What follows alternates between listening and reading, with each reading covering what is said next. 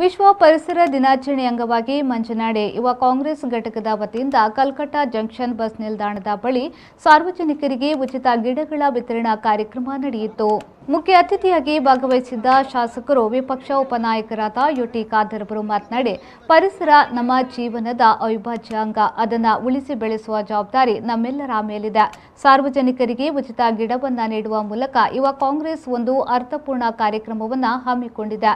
ಗಿಡಗಳನ್ನು ಮನೆಯವರ ಮತ್ತು ಮಕ್ಕಳ ಜೊತೆಗೂಡಿ ನೆಡುವ ಮುಖಾಂತರ ಅವರಲ್ಲಿಯೂ ಪರಿಸರದ ಬಗ್ಗೆ ಕಾಳಜಿ ಬೆಳೆಸಬೇಕು ಎಂದರು.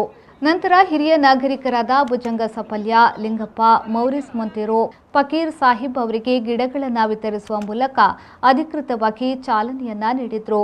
ಉಳ್ಳಾಲ ಬ್ಲಾಕ್ ಕಾಂಗ್ರೆಸ್ ಅಧ್ಯಕ್ಷ ಸದಾಶಿವ ಉಳ್ಳಾಲ್ ಅವರು ಅಧ್ಯಕ್ಷೀಯ ನುಡಿಗಳನ್ನಾಡಿದರು. ಯುವ ಕಾಂಗ್ರೆಸ್ ಅಧ್ಯಕ್ಷ ಅಶರುದ್ದೀನ್ ಸಾರ್ತಬೇಲ್ ಪ್ರಾಸ್ತಾವಿಕ ಮಾತನಾಡಿದರು. ಮಾಜಿ ಜಿಲ್ಲಾ ಪಂಚಾಯತ್ ಸದಸ್ಯ ಎನ್ಎಸ್ ಕರೀಂ ಅತಿಥಿಗಳನ್ನು ಸ್ವಾಗತಿಸಿದರು. ಮಹಿಳಾ ಕಾಂಗ್ರೆಸ್ ನಾಯಕಿ ಮಮತಾ ಗಟ್ಟಿ, ಸ್ಥಳೀಯ ಗ್ರಾಮ ಪಂಚಾಯತ್ ಸದಸ್ಯ ಅಬ್ದುಲ್ ಖಾದರ್ ಪೋಡಿ, ಕಾಂಗ್ರೆಸ್ ಗ್ರಾಮ ಘಟಕದ ಅಧ್ಯಕ್ಷ ಹಮೀದ್ ಮದ್ಪಾಡೆ ಮತ್ತಿತರರು ಉಪಸ್ಥಿತರಿದ್ದರು.